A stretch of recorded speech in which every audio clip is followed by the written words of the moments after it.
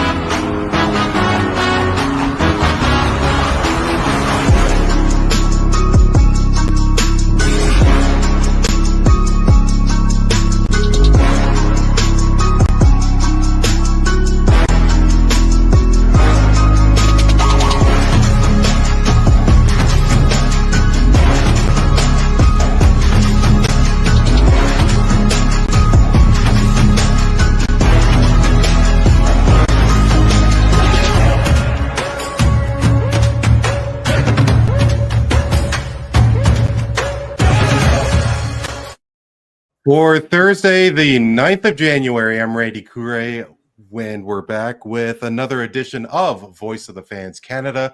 We are live on YouTube and Instagram at VOF Canada. Be sure to like VOF Canada as well as our other platforms, Twitter and Threads. On today's episode, we're just over a month away from the inaugural Four Nations Faceoff. The NHL has severely lacked in international competition, and there's a lot of hype for this tournament pitting Canada, the United States, Sweden, and Finland. Or is the hype a mirage? We are exactly 1 month away from Super Bowl 59, and I'm sure at least two of us are on pins and needles. We are going to talk a little Leafs. We're going to talk about the Raptors. Is Darko Rajakovic a part of the team's future? Like always, there is a lot more. I'm thrilled to announce that the Fantastic Four has assembled for the first time after we've rebranded this podcast. That being, of course, Voice of the Fans Canada. Tony Antoniou is back at his post. Tony, how are you? I'm good. How are you? Doing well, thank you. Neel Katarey is back at his respective corner. Neel, how's it going? Happy New Year, fellas. Glad to be back, as always. Happy New Year. Thank you so much. Same to yourself. And back after a good 3 months, the returning champion, Dan Leggieri, is back. Dano, how's it going, my man? Hello, Randy. Happy New Year. Happy to be back. Happy to see everybody's faces. Yeah, hope you guys had a good holiday, good New Year, good Christmas. Hope Santa Claus was good to you boys. Naughty list as usual. Right on. You know, guys, before we get started, I got to share a funny story with you. And, you know, I'm not the biggest sports gambler in the world. And, you know, I'm a big fan. I think you guys listen to TSN Overdrive at some degree. And they always, one of their big sponsors is FanDuel. And I thought, what the hey, you know, open up an account and drop $50. I put down a $2 bet, and before the game finished, I withdrew all my money. I was like, you know what? This is not my bag. I don't think I could get into sports gambling. You know, before we get into everything sports, like, first of all, are you guys into sports gambling? Number one. And I guess the second one is that, do you remember signing up for something and immediately dropping out? Because that's exactly what I did. I mean, you know, $50 isn't really going to hurt me, but yeah, I just couldn't see that money go. I have an account with ScoreBet, but funny enough, once in a while they'll send you like free bonus spins for their slot machines. So I actually got 50 free ones today and was playing a bit. I like to dabble in the pro line a bit. I don't really use the ScoreBet app. I tried it a little bit. I actually had a good run at the beginning, but for me, good. I'm like you, Randy. I'm a nervous wreck. I shit my pants. So I go for the big ones. So I like to dabble in a little pro line once in a while. You know, throw a $5 bet and reach for the stars. And I don't feel as bad about the money I lose. So I understand totally your anxiety when you talk about that. I haven't deactivated my account, but once in a while I dabble on ProLine. Sundays, mostly during football seasons. If I'm up early enough and get my ass out to the store, I'll do a little playing. Yeah, I mean, I've definitely dabbled. Sounds like you're a seasoned veteran there, Neel. I would say I'm a seasoned veteran, but I go through my peaks in hills and valleys. It's it's very much like any other vice. You can quit a few times and then come back and then go on a little run, feel good, and then all of a sudden you're like, why did I get into this again? Overall, I do think that it's almost like the stock market. Even though you're making your own choices, the table seems to always be stacked against you. And even you say that TSN Overdrive with the sponsor, everybody's got a book sponsor now. And the fact is that every league, it may have started, I think, probably with the NFL among the major pro sports, and then now the NBA's adopted it full throttle. I mean, I don't think it's a great thing the Vegas influence has on professional sports. I think there's a risk of the sanctity or the purity of the game being affected because there's so many factors maybe we don't realize that are happening under the table. At least those are my suspicions as also a seasoned veteran conspiracy theorist. And so, I mean, do you remember the Raptors were that close not getting a team because basketball was a part of ProLine back in the mid-90s? I do not remember that. That was. I thought you were going to talk about Michael Porter's brother there for a second. Oh, Tony. That was there you are. Part of the deal. Where am I? It was the. Am I back? Am I back? Yeah, we got you. They had to remove basketball from the ProLine in order for them. You got me? Okay. Yeah. No, we did. Oh. No, you're good. You're good. Yeah, that was part of the deal for the Raptors getting a franchise. They had to remove gambling from ProLine. Yeah, 30 years ago. The NBA games. Sorry, I said gambling. From Yeah. Yeah. No, are you No, not at all. And now, it's been a wild change in direction. Like you guys mentioned, we were to the point where you weren't going to give a franchise to Toronto because of their affiliation. To now, it's just baked into every narrative. Like every Sports Center, every lead up to the game, Mystic Mike on TSN.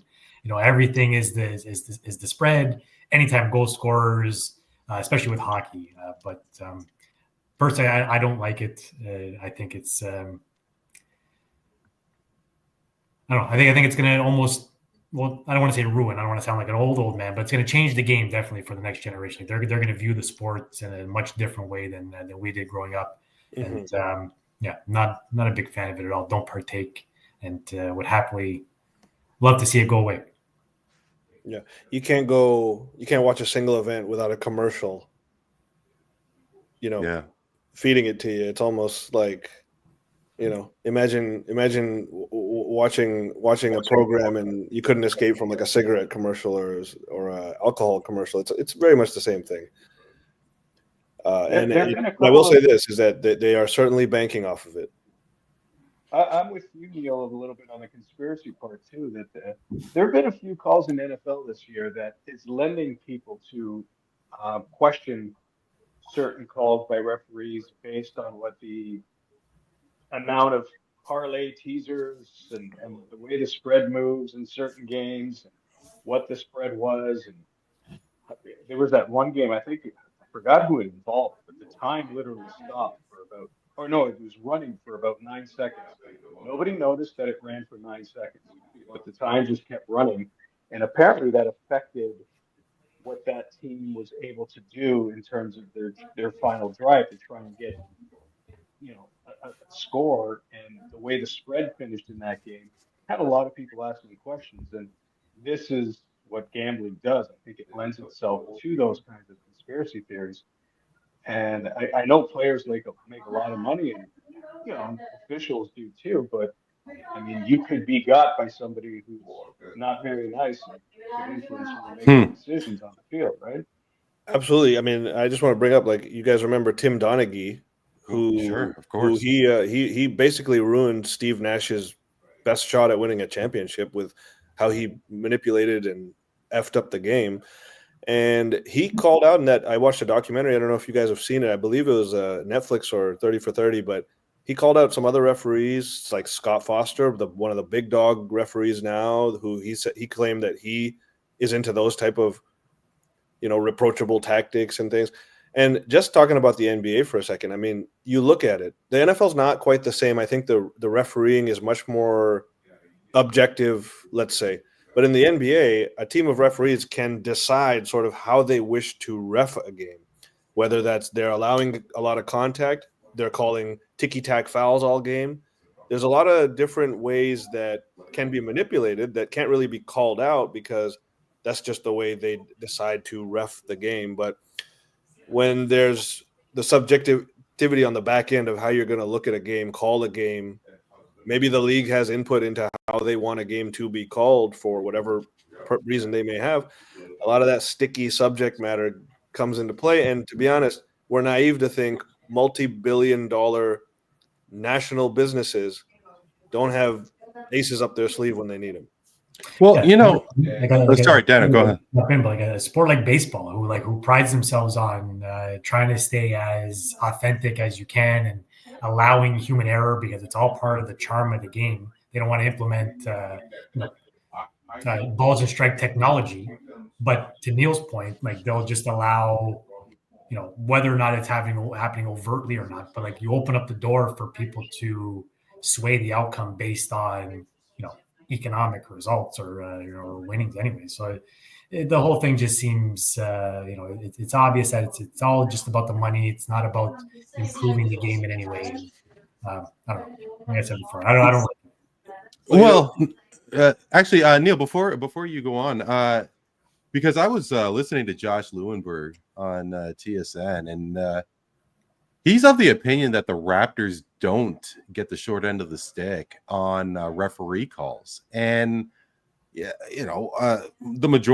overwhelming majority of Raptor basketball games that I watch are Raptor games. And it just seems that if you have a superstar, they are going to get the benefit of the doubt. And teams that do not have the proven, superstar are going to get called a lot more, and Lewenberg doesn't believe so. And to everything that you're saying, I don't really know if the NBA is going to. I don't think it's going to make a difference if the NBA loses anything if the LeBrons and the KDs fouls out of more games. I think LeBron has fouled out once in his career. Yeah, that's unbelievable. You were thinking you were adding something. You're going to add something. I was just going to say to Dan's point, like I've really gotten into baseball over the last couple of years. Like, yeah, I'm into it much more than I ever have been prior to that. But one thing that infuriates me the most is like what he was talking about. You see a critical situation. It could be like a full count. It could be a situation where a walk could have really changed the outcome of that inning, or maybe the next batter up to bat is someone who's a power hitter with a couple guys on base, whatever the situation may be. But a critical pitch happens, and then they show the computer replay, and it's clearly outside the strike zone, but the strike was called, or vice versa. It was clearly in there, and the ball was called. There's a lot of that. And while I think that it is legitimate human error and part of the game, and one could make an argument for that, personally, I think any sport, whether it's tennis or football, that has incorporated computer-assisted technology to ensure accuracy, particularly if it does not take too much time. And I think the NFL has done a fantastic job with how they do like these instant replays. They got guys working in the high levels immediately before anyone even notices that the thing needs a replay.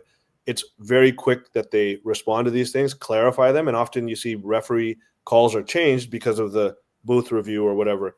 In the NBA, it's a marathon. You could turn the TV off, I don't think that's going to an happen. episode of The Simpsons, come back, and they're still reviewing the thing. I'm in favor of it for any sport. To more objectivity is the only a good thing for me. This whole human error argument for me is old school and old news. Yeah, and I'm hopeful that I think the four of us are hopeful that referee calls and an outcome of a game is not tilted because of how much money is out there in the gambling world, but who knows what exactly the number is.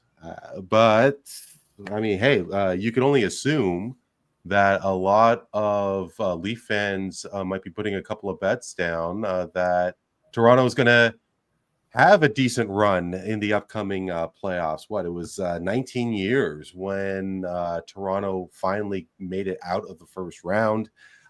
There is a few changes that have taken place, especially over the last couple of years. I mean, hey, there's a little bit of stability in goal, you think, maybe, hopefully, with Wall and Stolarz. Of course, Stolarz is out, but you also have steady defensemen like Chris Tanev and OEL.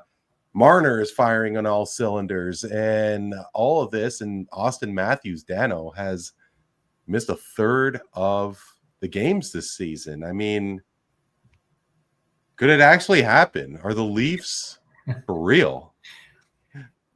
You come to the worst guy to answer that question, because I'm going to say yes. I would have said yes at any point in the past 25 years. But yeah, no, listen, I was not in favor. I think we talked about it on this on the podcast at one point. I was not on side with the signing or the bringing in of Craig Berube as the coach. I didn't think he was the right fit. But to this point, halfway through the season, he's proven me wrong. And to your point, Randy, it's a deeper team. They're built differently. Even the fourth line guys they brought in, Dewar at the trade deadline last year. They brought in Steven Lorenz, the Stanley Cup champion, in the offseason to play that fourth line role. Ryan Reeves is in and out of the lineup, only used, when needed. And, funnily enough, even last game, they brought him in to fight Hathaway. Fight. So this team's built differently. They're built on defense. I think they're top 3 in the league in winning games after going into the third period tied or losing. So they're definitely a different team from what they were under Sheldon Keefe, where it was a running gun offense and you just rely on outscoring teams. They're outplaying teams. They're getting outshot, but they're still winning. So yeah, they're as real as they've been in the past, in recent memory anyway. And I got the game on right now. They're up 2-0 on Carolina already. So excellent. They're showing good things, but as always, the conversation always comes back to any Leaf fan in any bar, any podcast, anywhere you go. The regular season doesn't even really matter, right? We know we're going to make the playoffs. It'd be nice to win a legit division for the first time since the Norris division, not counting the Canada division of the COVID year. That would be on the cake. But they look and feel and smell different than years past. So, they're as legitimate a Stanley Cup contender as anybody else at this point in my mind. What do you think? What position do you think has improved the most, Dano? I'm trying to think of if goaltending has improved so much from Samsonov and obviously Jack Campbell, but you think of Frederik Andersen, but now you have two guys in Wall and Stolarz who don't have a long NHL history, but they've come out aces. And then you have to say that the defense has improved. Morgan Riley just seemed to be the only legitimate person on the back end for all these years. Now he has options. Where do you think is the biggest improvement if you had to put it on one position, Dano? I don't know that it's one position, because you named all the ways that they're clicking. So I think it comes down to team defense, right? You talked about Matthews not even being in the lineup for a third of the games, and I think they've won, I don't know, like 70% of those games without him. Their power play was unreal without him as well, but that kind of doesn't matter to what I'm trying to say now anyway. But I think that the way they're playing as a system, as a team, they're playing really tough hockey. They're not giving up much ice, and the shots they are giving up are not high quality chances. Not to take anything away from the goaltending, because they have been great. So I think it's just it's a systems change. It's more of a no nonsense approach under Berube, and everybody, at least at this point, halfway through the season, seems to be buying in. Yeah, and you know what? I'm telling you, I'm buying in. I think that this is one of the better chances that the Leafs have. And of course, I know New Year just happened. There's so much more hockey left to be played, but to do this without Auston Matthews, I mean, I was of the opinion that they should definitely trade Marner. But So was you I. think of I mean, when you have Nylander, when you have Matthews, so much of their payroll is on just those 4 guys, 5 guys, if you want to include Riley, Tavares, but. But it's not even them, Randy. Like I said, it's team defense. Tony's a Pittsburgh fan. We could talk about the Bruins when they won, and even St. Louis. It's your third and fourth lines that are going to propel you through, especially in the playoffs. Solid defense and rough hockey, and garbage goals sort of thing. So you can have all the stars up front that you want, but without that bottom 6, which maybe has been lacking in Leafland for a few years too, where it seems to be solidified now. And maybe they'll even add another piece at the deadline. But Domi's playing well hockey or good hockey without putting a lot of points on the board. I mentioned the fourth line before and team defense. So all around, they seem like a solid team, feel like a solid team, and let's hope for the best. Let's hope that they stay healthy and they stay, they keep their heads in check come playoff time when the world really starts to push against them. And you know what? That's a perfect lead-in for Neel, because asking about how passionate Dan and I are with our Leafs, and of course you've been around the block here, Neel, with regards to the Toronto sports scene. All of our blood is blue, and they every year they're supposed to be winning the Stanley Cup. Knowing not that you're not the biggest hockey guy in the world, but you certainly have an appreciation for it. I mean, isn't this what all teams should have? A passionate fan base where they think that their team is going to win the championship, like in good times and in bad. I mean, what am I missing here? Are Leaf fans as bad as the perception seems to be out there? That's a great question. But I mean, I really don't know what the perception is outside of Toronto, but I do. Oh, Canada hates Leaf fans. I'll tell you that. Well, Canada does. I think if I was to compare what Leafs fans are, I'm probably gonna say it's hard to compare them to any other hockey team because they're very unique in hockey. But look at maybe like the Yankees, the Cowboys.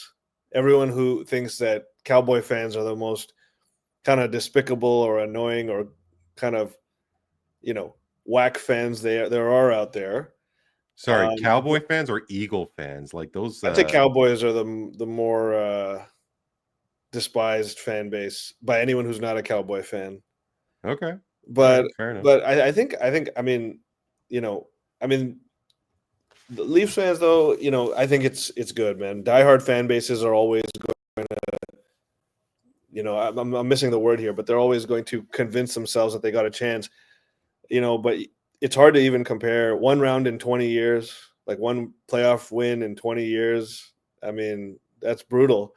And, other teams with very long droughts, it's hard to even compare because, you got the Canucks, the Flyers. There's a couple examples in hockey. You got the Milwaukee Bucks before they won a couple of years ago. They went 50 years.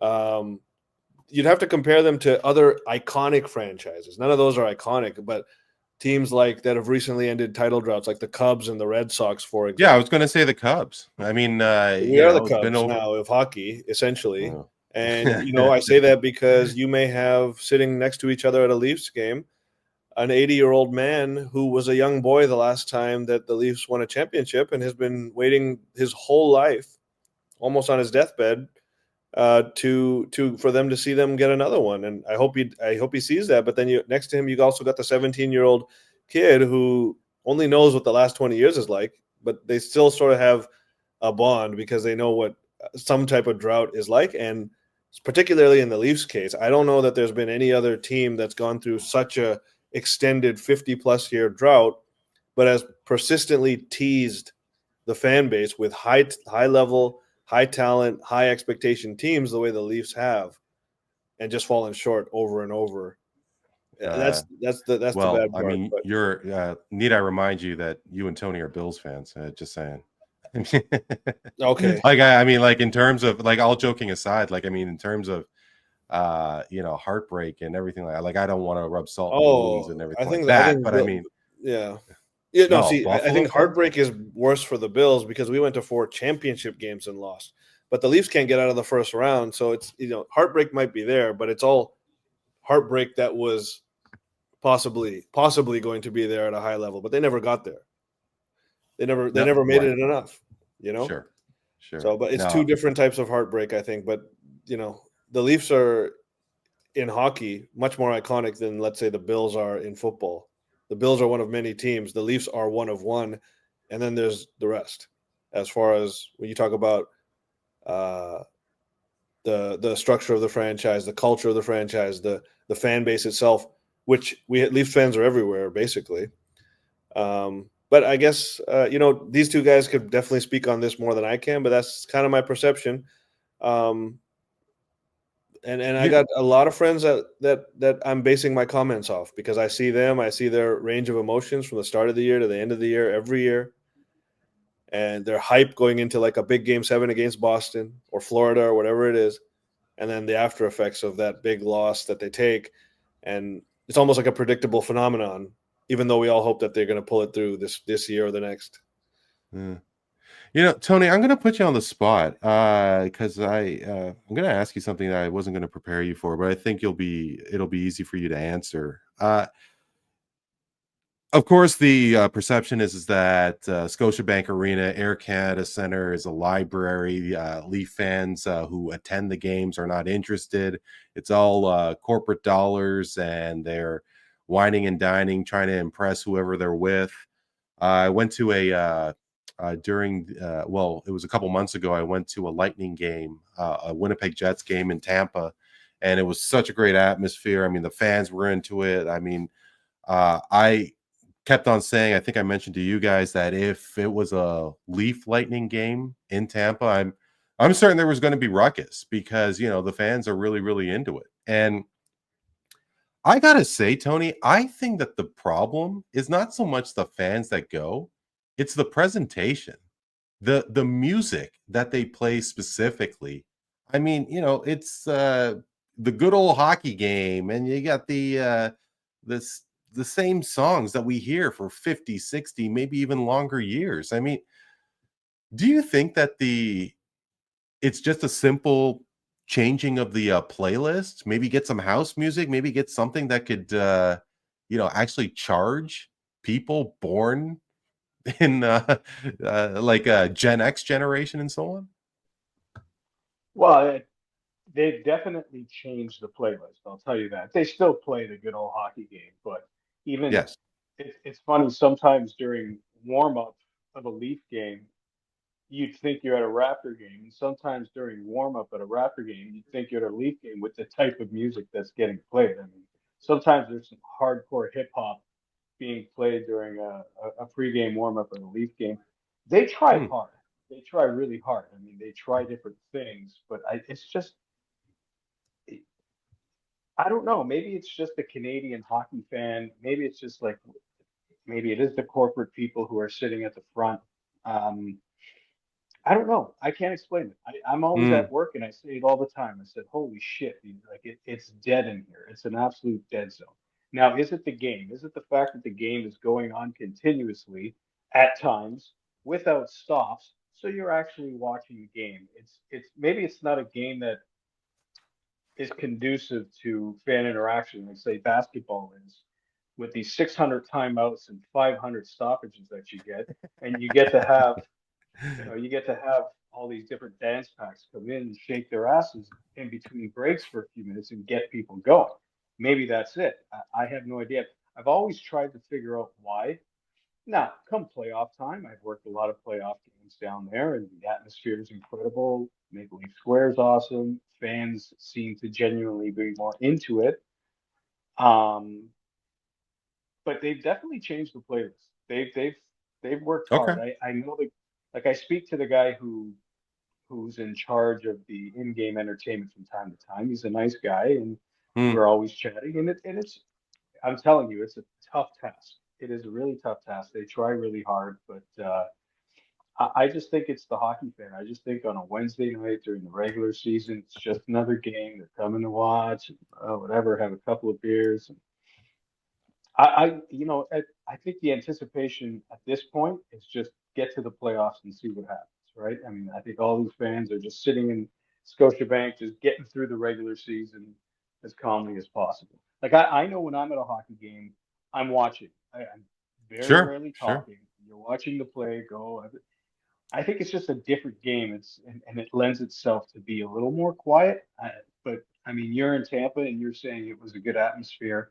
But when the game's actually happening, are you getting the same kind of You noise? know what? Absolutely. And I got to tell you guys, because I also went to a Golden Knights game during their first season against San Jose. Now, these Vegas fans had no idea what was going on, and they were screaming and hooting and hollering just like an innocuous pass that was broken up in the neutral zone. And, like there was a simple check, right by the red line, the center ice line, and fans were going crazy. Like they had no idea what was happening. But I, I think that was my first experience. It was like one of the first games that I've been to outside of Toronto in Vegas, and the music that was playing, it was incredible. And I was in the nosebleeds in Tampa.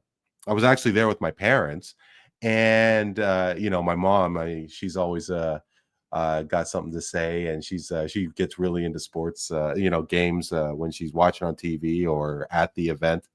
But everybody around us, I mean, it was all about the game. They weren't on their phones. I mean, they were really chirping, and it was a team like Winnipeg who they don't really have a connection with Tampa. So no, I mean, it was all now, and maybe it is the people. I mean, when you're spending that kind of dough at a Leaf game, maybe it is simply just the kind of crowd that does is able to afford these tickets. Maybe No, just a but more yeah, snobby, sophisticated crowd, I guess.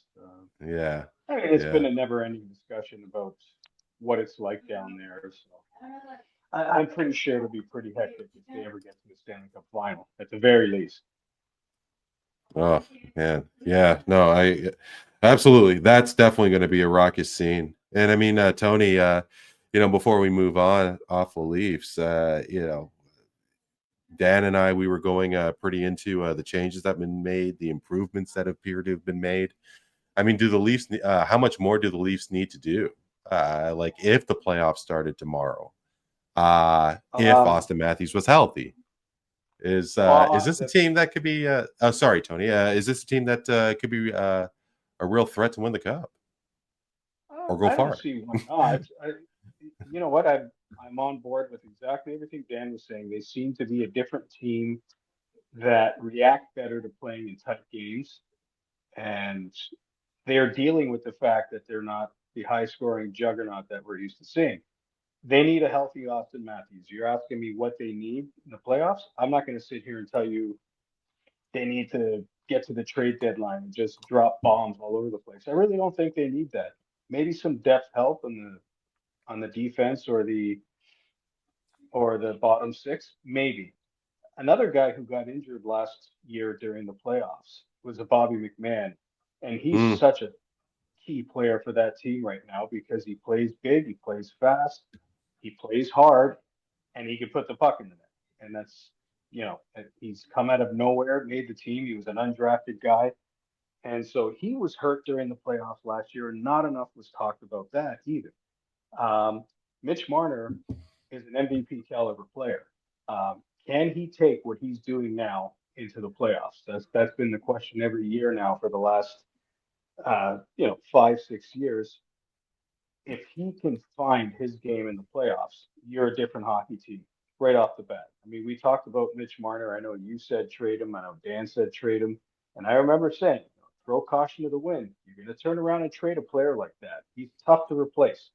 He's such a good hockey player, so smart all over the ice. He's one of your better penalty killers. And he's playing at an incredible level right now without Austin Matthews. If he could take that to the next step in the playoffs, he could find his way, and maybe Berube is the guy who can unearth it for him. It could be just a complete game changer for the Leafs. and healthy goalies. I think if Joseph Wall and Stolarz are going into the playoffs healthy, they're going to need both of them probably, depending on how it goes. If they're going on a long run, which I'm totally fine with, um, having a two goaltender thing going on. I mean, eventually you got to go with one guy, but if you're not sure and you're getting down to the crunch and you have that ability to say be comfortable putting the other guy in, that's perfect. So I mean, in terms of additions, if a guy like a Ryan O'Reilly, I'm not saying him in particular, but that type of player becomes available and it's a doable deal, he could help your team. He could help your team because you can move him up or down. You can move John Tavares down to the third line, and all of a sudden you got three lines that can provide solid offense for you. Different things like that, but in terms of Yep.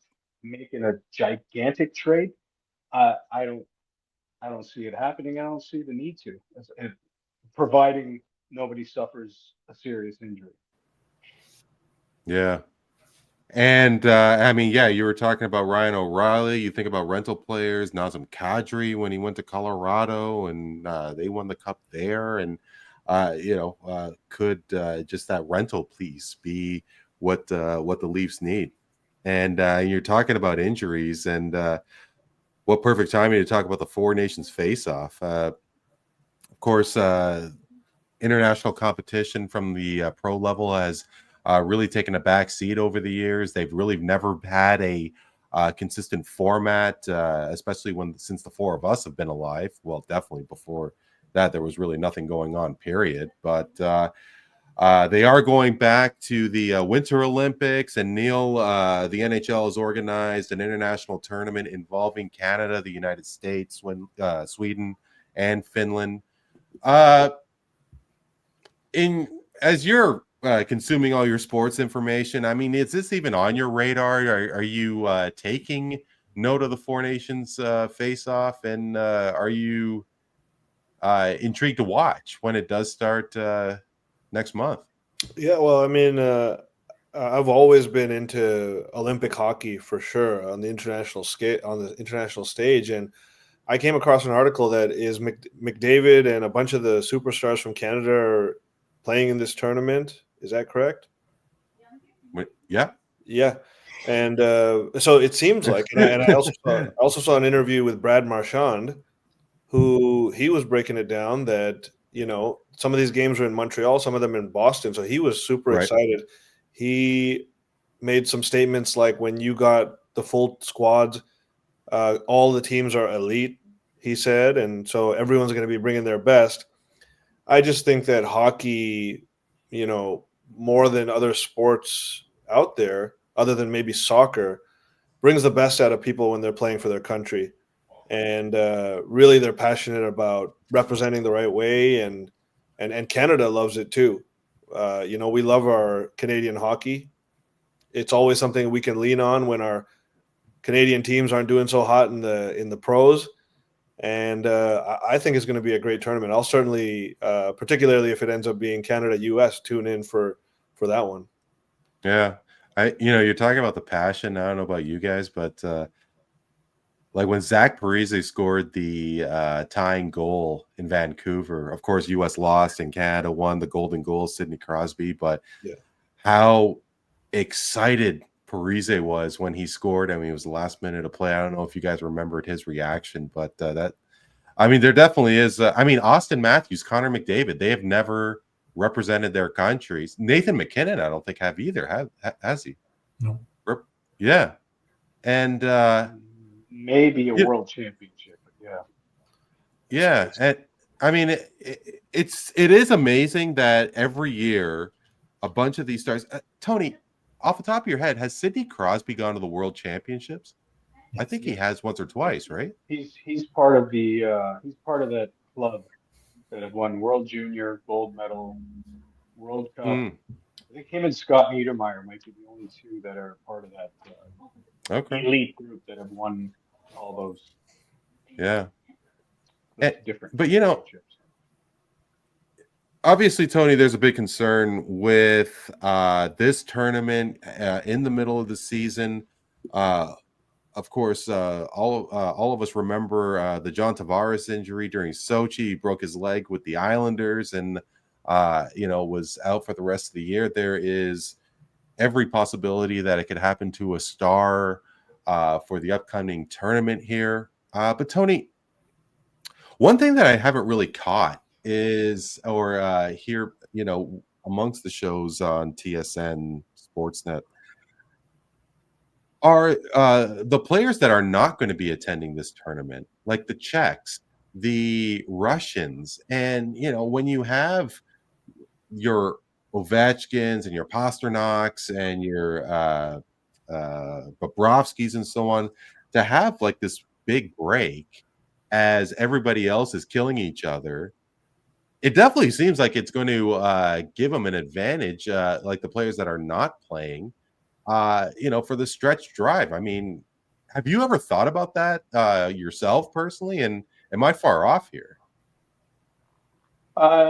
No, I mean, you posed the question to us in our lineup, and I thought about obviously Alex Ovechkin right off the bat is the guy I think about who benefits the most. He's just come off an injury.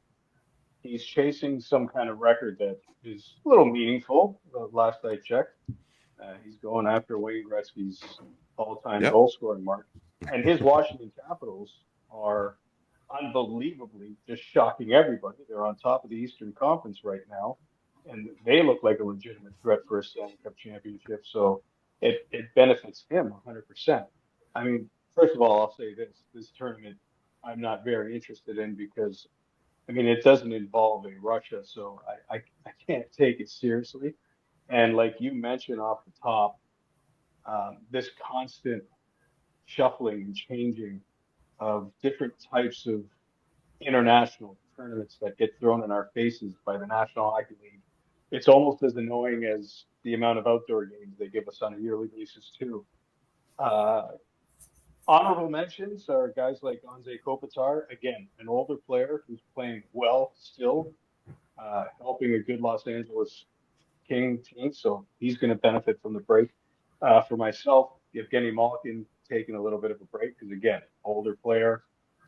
Penguins are in a fight for the last wild card spot, so they're going to need some rest from him as well. Guys like Kaprizov, Minnesota, helping them win a lot of games. Zuccarello, older player, Swiss guy, he gets to sit down and relax. So, yeah, I mean, it's going to benefit teams like that. But obviously, Ovechkin is on top of that list right now because he's chasing a lot of things, including another cup, which nobody saw coming. So it's very intriguing to see what's going on there. And I gotta say, before we get to Dano here, because obviously, you think of a country like Slovakia, and I guess ever since they split, you think of Slovakia still as a top in terms of producing NHL talent. Do you guys know who the top point getter is for Slovakia currently right now? Any names jump out at you? I was a little surprised to hear this. I'm going to guess Pavel Dimitra. No. Sorry, currently for this season. Oh, the top Slovakian scorer This season. You're probably never going to get. It's Juraj Slavkovsky. Really?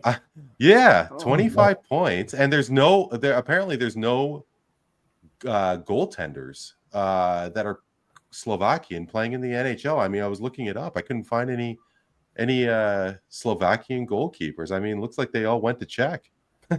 Well, that's pretty sad for the Slovakian national team situation.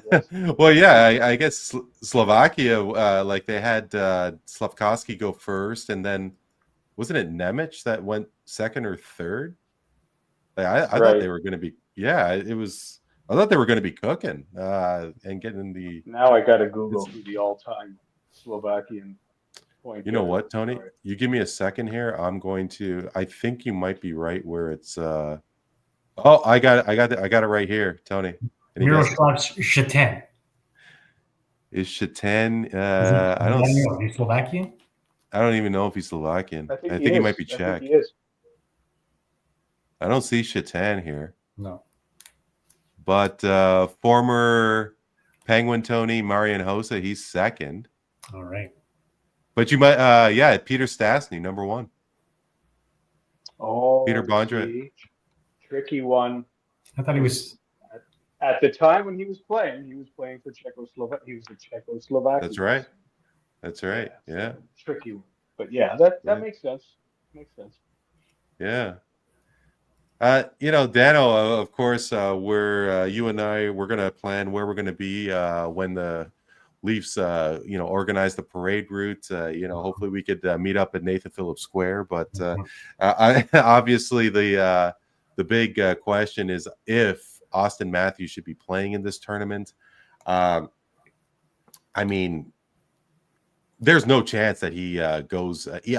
Let's say that of course, there is a month left to play. If he actually suits up for the next game, goes on a run, is healthy tomorrow, he's probably going to want to play. And what do you think? Yeah, well, he's back now. He's been back. This is his second game back now. Correct. Yes, I'm sorry. Yeah. 100% he'll play. Like there's some validity into what Tony was saying about getting the older guys some rest, but there's also the way sports goes. It's all about rhythm. It's all about timing. A guy like Joel McGinley was famously a slow starter and would come around after the All-Star break or light it up. So like once you get that engine going, to stop it for 2 weeks in the middle of February, especially when you're leading into tight playoff races or personal accolades, could be detrimental at the same time. So Matthews will 100% play, and he should, because there's only going to be one. You think he should? You think he should? Absolutely. I mean, I'm nervous as hell, Dano, because I mean, like, how in the world are you going to go all now? Of course, you if you're the Leafs, you can't deny him not playing for the United States. Like, obviously, it's his call. But how are you going to go all the way to Germany to get whatever he had checked out, and he's missed? Like, ugh. Yeah, it could be risky, and the Tavares example is the prime one where I think it was his first shift in that tournament too, where he went down and didn't play the rest of the season. So the risks are there, but the players fought for this. The players want this international exposure. They want to play for their country, and this is going to be Matthews' only time to be the first line center for the American team, because when Canada becomes the 51st state, he'll be the third line center. So. Yeah, he'll play, and it'll be good for him, even to, if he can, show himself as one of the best players in the world in a tournament like that and score a bunch of goals and lead the States to a top 4 finish. I say that cheekingly. He'll come back for the stretch drive, invigorated and even more raring to go and wanting to prove a point. So I think it's good. And I think, there's no doubt that he will and can play if he's healthy. I'm just trying to envision right now, sitting in a boardroom, trying to pick a hockey team if Canada becomes the 51st state. Insane. If Canada becomes the 51st state, yeah. How do you pick that team? Anyway. Well, I'll tell you right now, the goaltenders are going to be from the first 50 United States. Yeah. Aiden Hill's not making that team. That's for sure. He's not. No, he's not. Guys, very quickly, I think Canada's going to finish 4th. Like, are you going to tell me, like, obviously upsets are going to happen. I don't even know if you're going to call this really an upset. We've talked about the American goaltending. If I could bear with me for a second. Let's go through the Swedish goaltenders because they must have some. What am I doing here? All-time season. But I mean, like Sweden and Finland, they it's not. I don't think it'd be that much of a surprise if they win this thing. And I mean, with you're relying on Crosby, you're relying on Marchand. They're on the north side of 30. You don't have legit goaltending. I mean, it's not going to be a shock if Canada finishes in 4th, right? No, and if you get out to a slow start in this tournament, again, in a 4-team tournament, you can easily fall behind. And like we talked about, that rhythm and teams coming together. But I don't think Canada's got just as much a shot to win as anybody else. Aiden Hill's he's a Stanley Cup champion. Binnington is a sort of guy who always seems to show up when you need him. He's not always there, but in the moments he should be there, he shows up. And I know that Crosby and Marchand are, in the twilights of their career almost. But you look at McKinnon and McDavid are arguably 1 and 1A top players in the world, right? And McKinnon's having another unreal year, just dominating every game he's in. So you can't discount that they got equal firepower. Goaltending might be their only weakness, but I don't know if that's going to make or break the tournament for them. Well, could be right.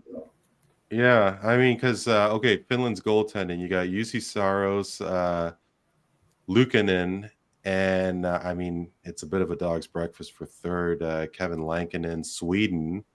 You have Linus Allmark. Who knows what's going on with him, but Jacob Markstrom, Philip Gustafsson. Sweden's got some. They got some talent, at least in net. When you're talking about their skaters, you got Bratt, Nylander, Lucas Raymond. They got some. It's going to be a good tournament. It's going to be a good tournament. Just based on goaltending, in my opinion, the only guy that stands head and shoulders above everybody else in the entire tournament is Hellebuyck. Right, the guy's having an unreal year, arguably an MVP type year.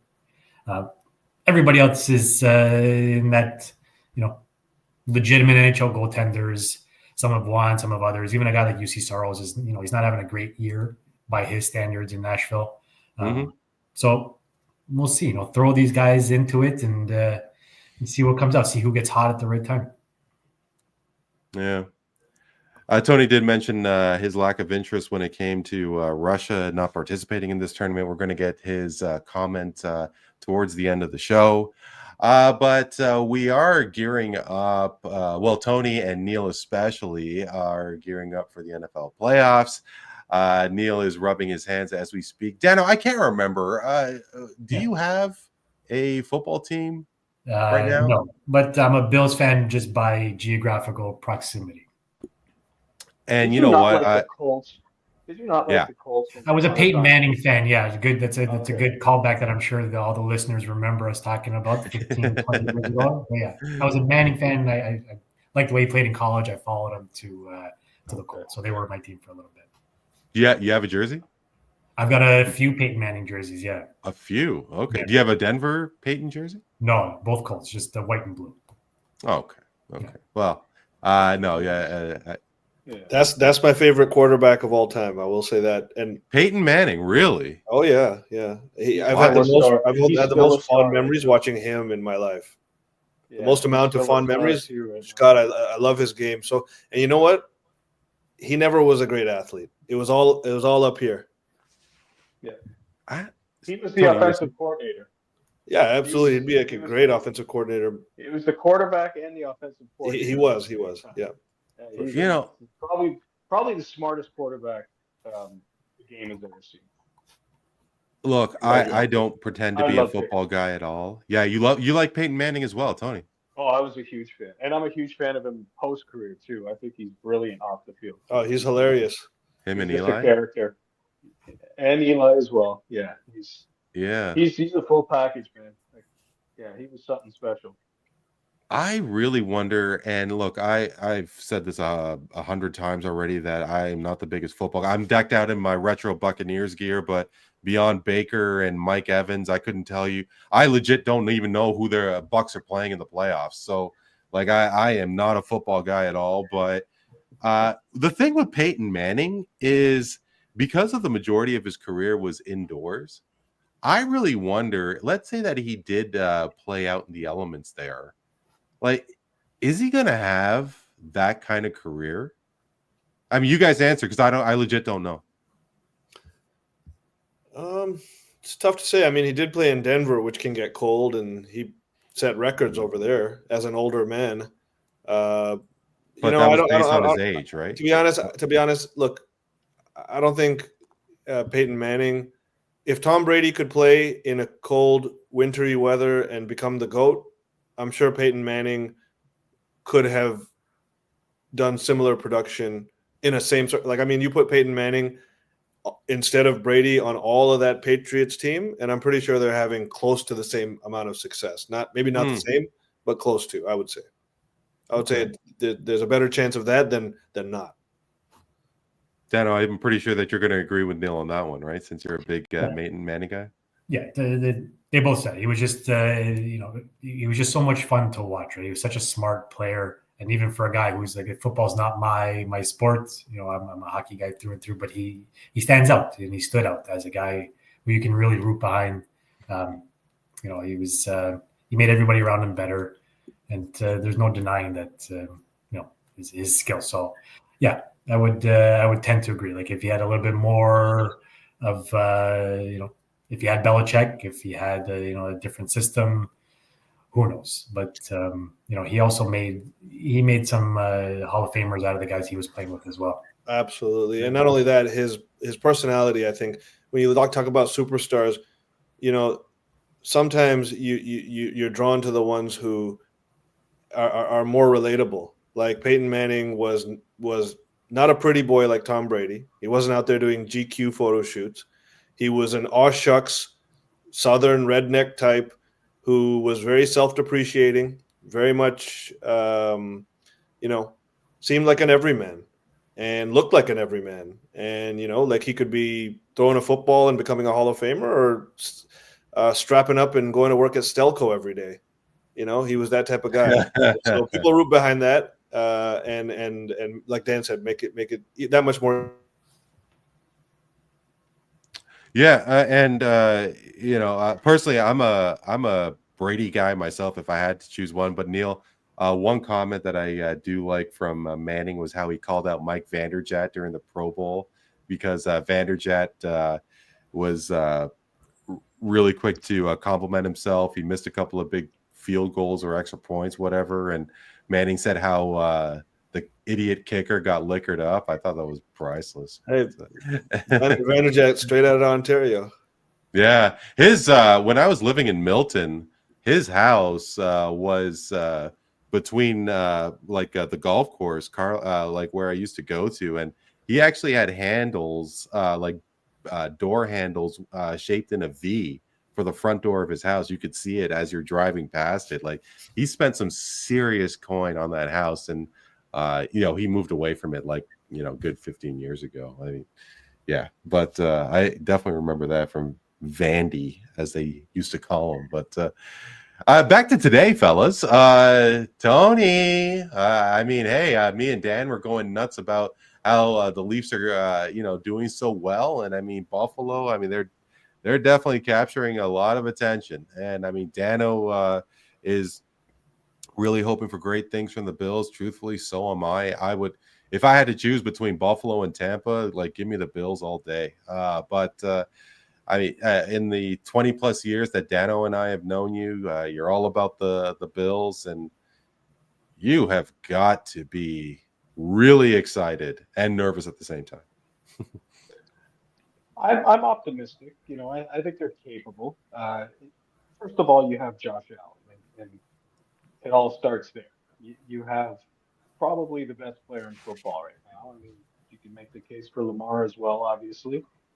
I think the everybody gets to eat on the offense philosophy that offensive coordinator Joe Brady and the Bills decided to go with this season has worked out. It's working out well. I mean, you remember in the offseason they lost Stephon Diggs and Gabe Davis, and everybody basically predicted that this would be a step back year for the Bills. This would be a tough year for the Bills. The window's closed, some people say. And some of these idiots are the same ones who are picking Lamar Jackson over Josh Allen for the MVP. So listen to the logic there, right? You had him written off because he didn't have enough weapons. He finishes number 2 in the AFC with his football team with no weapons, still like the ones you said weren't going to be there, and yet he's not going to win the MVP. But that's, I mean, you can make a strong case for MVP for both those guys, but that's neither here nor there. Now, my concerns is the defense. I think run defense has been a little shoddy down the stretch, and I'm a little nervous about it. So therefore, am I overly excited? No, because I've seen some things that are a little troublesome down the stretch. They had a couple of games, against the Rams, even against the Detroit Lions, where they seem to have struggled a little bit defensively. And also they gotta play the Chiefs and the Ravens, which are tough matchups. And so they're going to have to earn it. If they're going to get to the Super Bowl, they're going to have to earn it. But there's just something going on with this offense that I'm really, really optimistic about. I just see no. I don't want to say there's no weaknesses, but there's a lot of strengths all over the football field, and it's extremely tough to defend when you don't know what's going on. And plus, you have Josh ready to take off at any minute, and kill you from that aspect as well. So. Yeah. I'm excited. I'm excited. You But must be. Sorry, please go ahead. But cautiously, if you're a Bills fan, just like a Leafs fan, you can't get too high. Sure. No, I understand. And Super Bowl Sunday's on the 9th. And Tony, I just took a quick scan. I don't know if there's a concert at Scotiabank, but the Raptors and the Leafs are not playing. Like, I mean, if you don't have any family commitments or work obligations, would you drive down to Buffalo, maybe try and find a bar or no, soak it? I'm doing it from the comfort of my own home. Thank you. I'm too old for that shit. Neel, I'll get your thoughts in a second, but like Dano, I mean, obviously, you and I, we are not overly enthralled. Like, forgive me, it doesn't appear that you're overly enthralled with a team specifically. You do have this, hope, like myself, with the Bills, and that they could do well. And in compared to previous years, I mean, post Peyton. But how interested are you in this upcoming playoffs? I got to tell you, I'm pretty intrigued about it. Yeah, I always come around playoff time. It's always a lot of fun to watch, and I'll argue that no other league really does it better than football. Like to build it up the way that they do, and to create the the one game atmosphere, do or die mentality. It's how can you not be into it if you're a sports fan, right? I come from a family of sports guys, and actually my brother-in-law and my cousin went to Buffalo this year just for the tailgate. They wanted to. They didn't even watch the game. They tailgated and came right back home, and they found and now they're season ticket holders. So or they're going to be anyway. Buffalo. Sorry, Dano. They tailgated this year. Yeah, they went this year. They jumped through a few tables and then put their name on the wait list to become season ticket holders, and they got in. Well, not yet. They say it's going to be about a year or two, but because their name was on the wait list, they got offered playoff tickets, which they I don't know if you're kidding. Yeah, but to the point where like Buffalo, they're doing something right. There's some magic in the air, and to Tony's point, you've got arguably the best player on the planet right now. So how can you not want them to do good things and go all the way? I mean, to go through what they went through in the early 90s, and of course that absolute dumpster fire that happened since then, like one of my emotional pick-me-ups is actually Andy Dalton, and how Buffalo fans just donated to Dalton's charity because it was the first time Buffalo made the playoffs after all those years. And Dalton, I wouldn't be surprised if Buffalo retired his number, and he never played for the team. But Neel, I guess I do have to ask you, and I would love to hear if you'd be intrigued to go to Buffalo, whether it be any of the playoff games, whether they're in town or not. Super Bowl Sunday, just soak up that Buffalo vibe. I mean, not really sure when the last time you made a Bills game live, but you got to be just as hyped as Tony is. Hell, I'm probably just as excited, and I'm nowhere near a Bills fan like you two. So, yeah, I mean, 25 years, been waiting, and it's kind of like my Leafs, as we talked about. It's a team that's had plenty of high expectations in years past, plenty of close moments. We've ran into our white whale, which is Patrick Mahomes, too often. Has taken our championship from us. That I'm convinced, had we won that AFC divisional game, that we would have been the one holding up that trophy at the end of it.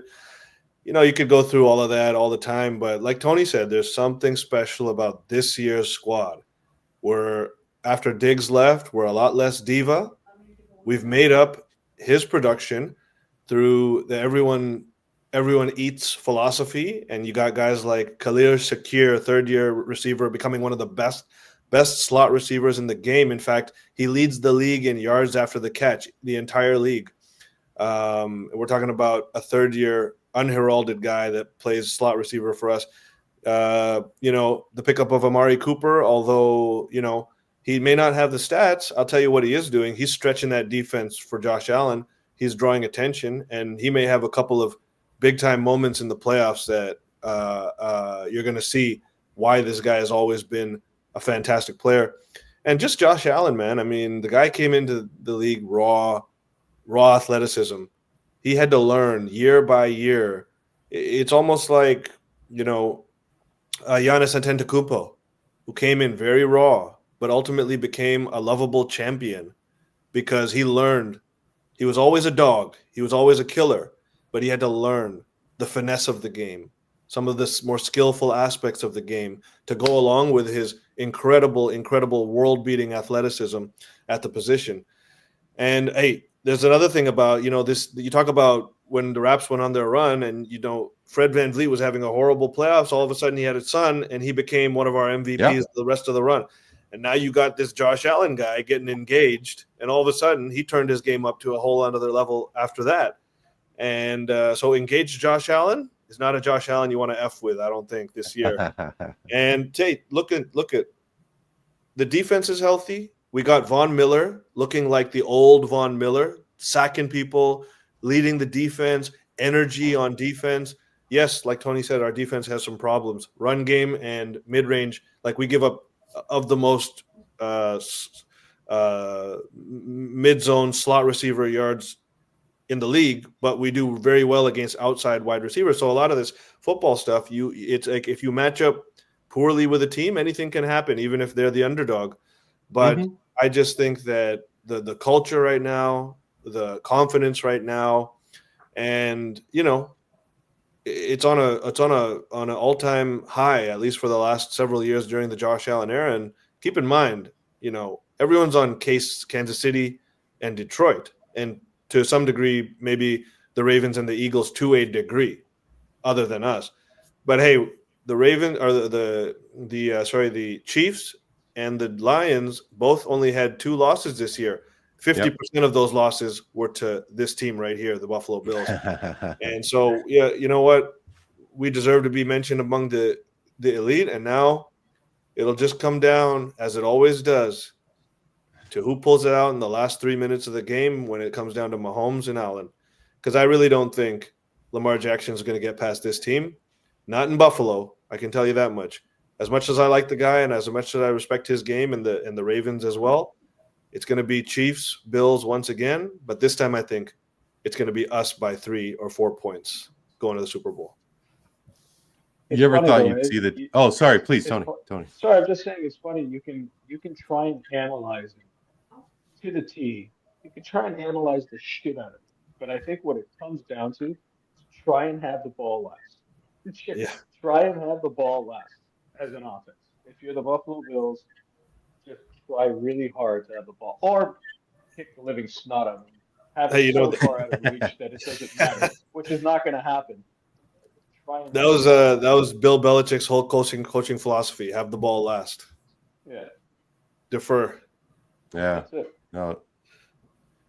You ever thought you'd see the day where the Bills and the Lions were Super Bowl contenders and the New England Patriots are just an absolute whatever the hell they are? There was a time where it felt like that was never going to end, but Josh Allen's emergence almost lined up perfectly with the Patriots' decline, and it's a new era, man. And, Tony and I and everyone else in Bills Nation is just ready because, I don't want to dig too deep into the future, but let's just say that, we get close once again, but it doesn't fall through.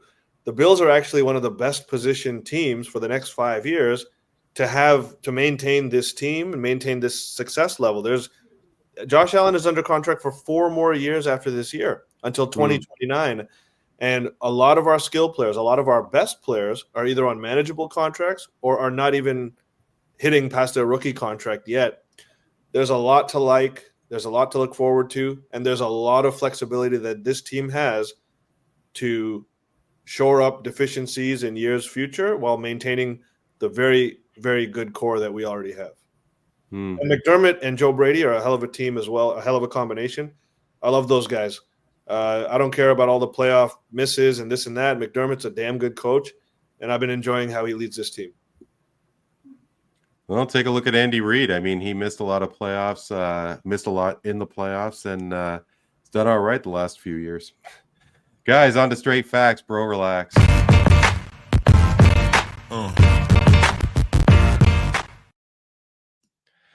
It is the final segment of the show. I'm going to pose a statement to my esteemed panel, and they are going to agree or disagree by saying straight facts, bro, relax. And guys, I'm going to go off the board, and I'm sure that you guys are going to be able to chime in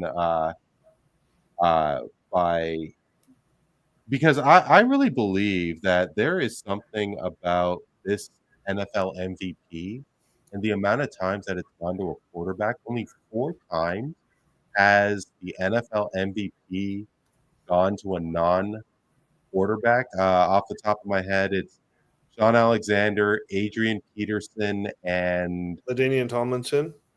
And who's the 4th? LaDainian Tomlinson. Oh, and the 4th? I feel like it was Lawrence Taylor. Lawrence Taylor. Straight facts, bro, relax. They're going to, in the next 5 years, the NFL is going to have a separate MVP award for quarterbacks and then a second award for position players.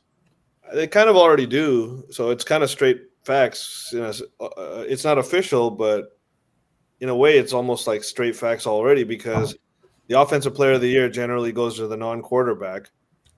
I don't really hear about it, though. Well, okay, going to the quarterback, but I mean, like, Saquon Barkley, apparently, he's having an incredible year. And he's going to win Offensive Player of the Year this year, but he won't win MVP. Josh Allen will win MVP, and Saquon will win Offensive Player of the Year, I believe.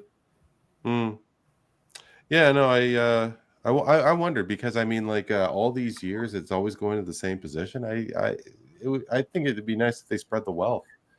But anyway, we'll see what happens there. Neel, obviously, it has been one tough run for the Toronto Raptors. I mean, they are at the bottom of the NBA. I mean, they're damn near close to it. They lost 14 of 15. During that 14 losses, Neel, looks like their average margin of defeat was over 17 points. And I got to tell you, I am a fan of Darko. Now, yeah, sure, Quickly's been gone for the most of the season. Scotty Barnes missed time. God only knows what's going on with Bruce Brown. But I don't know if there's something telling me that maybe the team has tuned Darko out. I don't know if I'm completely misreading this, but going forward, Darko Rajakovic is not a part of the Raptors' future, and he's going to be done after this year. Straight facts or bro, relax? This is a very tough one to call, but I'm going to lean on the side of bro, relax, and I'll tell you why. Even though I think that Darko is not long with this franchise, and I do think he has the type of personality that when the team is really in the shit, he's an easy guy to maybe get frustrated with or tune out because he's very emphatic. He can be very loud in your face. He's got that Eastern European kind of in your face attitude here and there.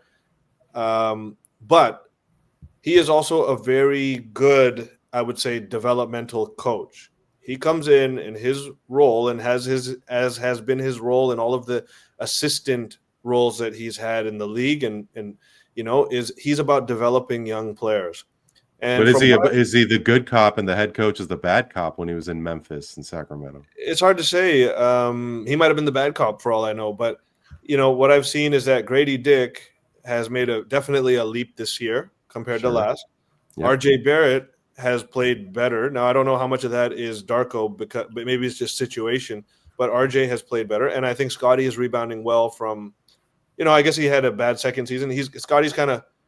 Still showing me whether he's really better than he was last year, but he's not worse. He's showing some things that he hasn't shown before. So when we talk about us getting a top pick next year, another young player coming in, we're, again, not going to be a contender, but we are going to be in need of another year of strong development. And if they don't feel like there's anyone out there, I mean, there's no point in picking up another coach focused on development unless Darko's really the team has really tuned him out. If not, I would think that they're going to keep him at least for one more year, aid in one more year of development, see how this top draft pick and with all these other guys, another year of development, see if maybe we're on that cusp of that wild card, see if we're turning some heads or staying in some tight games with the Celtics, the Timberwolves, the top teams in the league, and then at that point, you make your move, get the guy in there focused on winning rather than the development. And I think so this offseason, no, but I believe next offseason, very good chance that's when he'll be let go. Dano, we did have a quick chat about, we glossed over, Tony brought up the outdoor hockey games, and for whatever reason, the NHL went away from January 1st. You could only think that it was because of television obligations, and maybe there was a big bowl game that was happening, but they did play on December 31st. Now it was the Blackhawks and the Blues, and those two teams are struggling, and excuse me, but I think there's still something about outdoor hockey games, and next year they're going to be playing in Florida, but something tells me that an outdoor hockey game in Europe, say in Sweden, I think it would sell out. They definitely have the infrastructure. You have to think that a country like Sweden has a soccer facility where they could have an outdoor game. I believe one of the World Junior Games in Europe was, I want to say USA, Germany. I can't remember. I just thought of this just a moment ago. The NHL, let's say 5 years. In 5 years, we'll have an outdoor regular season game in Europe. Straight facts or bro relax? It should be bro relax, but with this group of idiots running the league, it'll be Tony. I could hear in Tony's voice before they ruined the Winter Classic outdoor game. It's oversaturated. Nobody cares anymore. If you've been to one of these games, the sight lines are just awful. Watching on TV does nothing because you can't see the stands or the stadium that they're in. Like, to be in Wrigley Field means nothing if you don't see it on TV, right? All you see is the ice anyway. So, if you're going to do anything, put these guys on a pond, do a Field of Dreams type game where you have a very small group of fans in the actual venue, and make it more of a TV and social media thing, or live on YouTube. I don't know what it is, but the way they're doing it now, it's not working. They're running into the ground. And of course, if they did it in Europe, it would sell out because Europeans love hockey, right? Especially in Sweden and Finland and those countries. And you have regular season games to start the year, and they sell out, and they're big draws. So if you did it, it would be, it would sell out in person, but I don't know that it would really move the needle in North America. I think the audience is just tired of its current incarnation, and some creativity needs to be put behind it if they're going to keep doing it, to reinvigorate it. But what if you had, I'm off the top because I don't know where they are in the standings specifically, but Colorado and Detroit, in Denver, or at Comerica.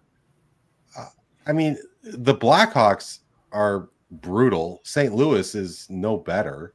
Yeah, but it's still sold out in Chicago. So to your point, and it's sorry to just jump on here, but you got me all no, of course. now. Like it would be a big deal in Colorado and Detroit, right? It would be fun for them to watch because there's a rivalry, yada yada. But I don't think that was the purpose of the Winter Classic. It was to draw a larger audience, to bring in people that don't necessarily watch the game regularly. And the way they're doing it now, I don't even know that that's doing it. I follow the sport more than any other sport on the planet. I didn't even know that they were playing on New Year's Eve until I was flipping channels and I came across it by accident. I was like, why is it here and not tomorrow where I knew it should have been? But maybe it's because of the teams that were playing in it, Dano.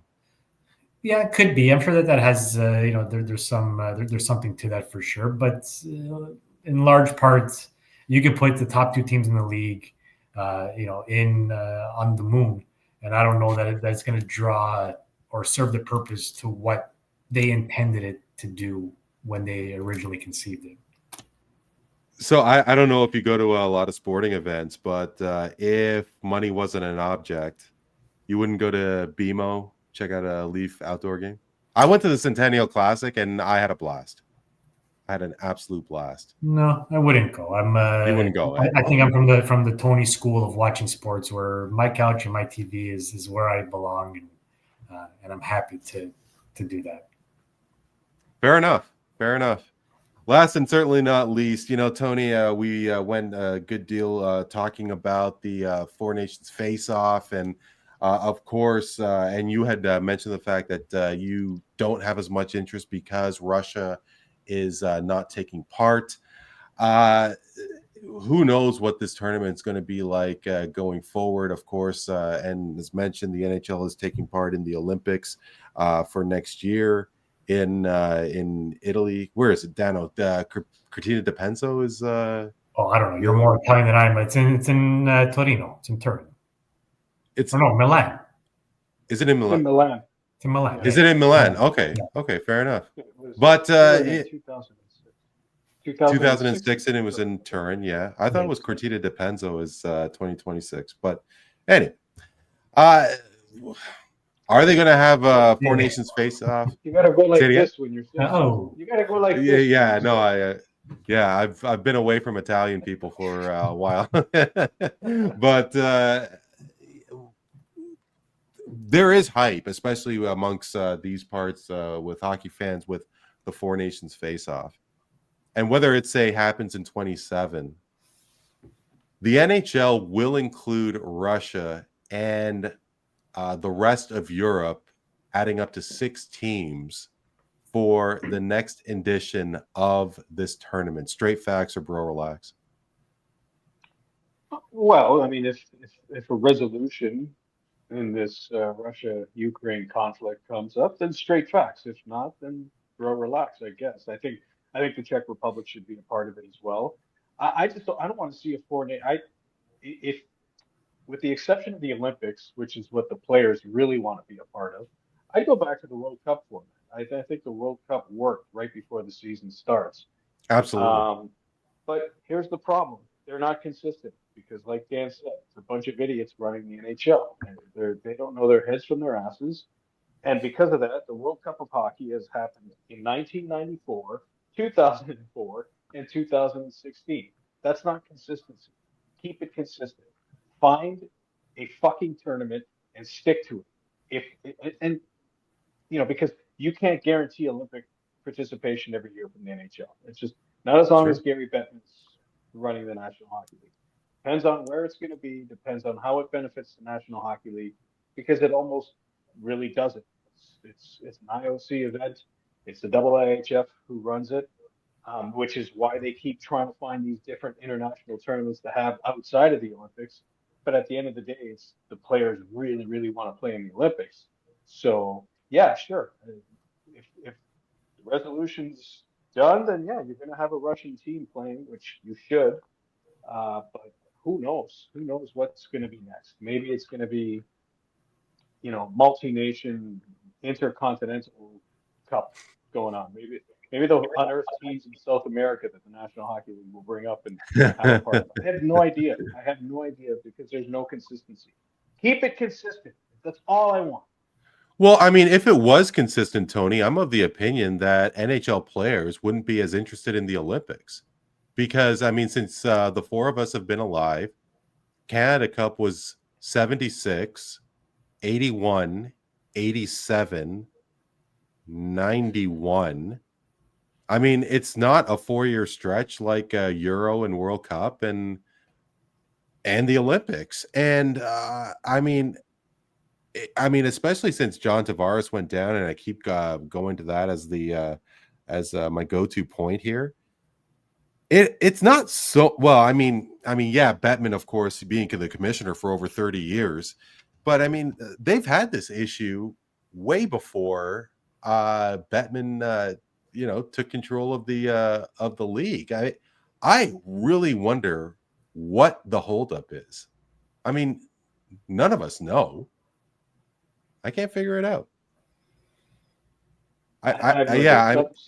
Sure. Some years there's been a labor dispute, which has obviously affected international play between the National Hockey League and the players. We've had some lockouts, so we've had various things happen over the year. Of course, COVID was an issue 4 years ago, which disrupted things.